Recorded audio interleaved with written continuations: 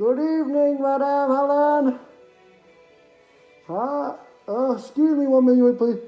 I'm trying to get used to this whole idea of no gravity. Hold on. That's better. Excuse me 1 minute. Houston, Tranquility Base Eagle. The Eagle has landed. Good evening, Helen. My name is Ramon Strong, as you can see here, the son of the famous astronaut Neil Armstrong, Helen. Got my flag here, as you remember. One small step for man, one giant leap for mankind, Helen. Let me remove my helmet. Maybe it can be a little bit easier to understand me here, Helen. Sorry about that, Helen. Just getting used to this whole thing, Helen.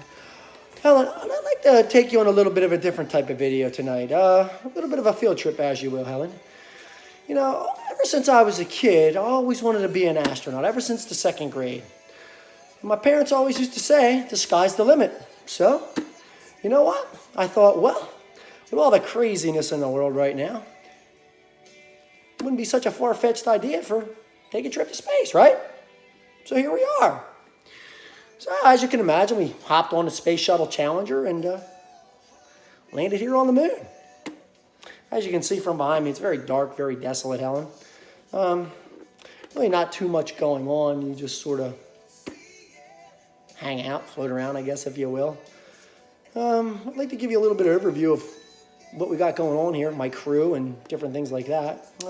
Besides myself, we have our captain, Captain Kirk, Mr. Spock, and they also sent a doctor with us, Helen, Dr. Fauci. I think maybe you know his brother, Dr. Fauci, and very similar to his brother. He doesn't know anything. I mean, they gave us a care package, Helen, as you can see, just in case we get cuts. As you can see, makes your ouchies great again, Helen. Works perfect. Otherwise, Helen, you just sort of figure things out here, see what's going on, see different things, see lots of stars, lots of constellations. Over there I see is the Big Dipper. Over here we have the Little Dipper, and straight ahead there's the, I don't know what that guy's doing with his dipper. I need to ask one of my friends. I will suggest to you, if you're wondering, you know, what the toughest thing about this trip so far has been, Helen, let me just explain to you. Without this gravity stuff going on, we're all equal, we're all floating around. The toughest thing I've learned is going to the bathroom. I will suggest to you that if you would happen to see 1, a brown meteor, or 2, a yellowish clear comet, they're not meteors or comets. Don't touch them. Certainly don't eat them. Otherwise, Helen, I just do my thing up here, and that's about it. Kind of boring. I'm glad I came and checked it out. I'll never do it again.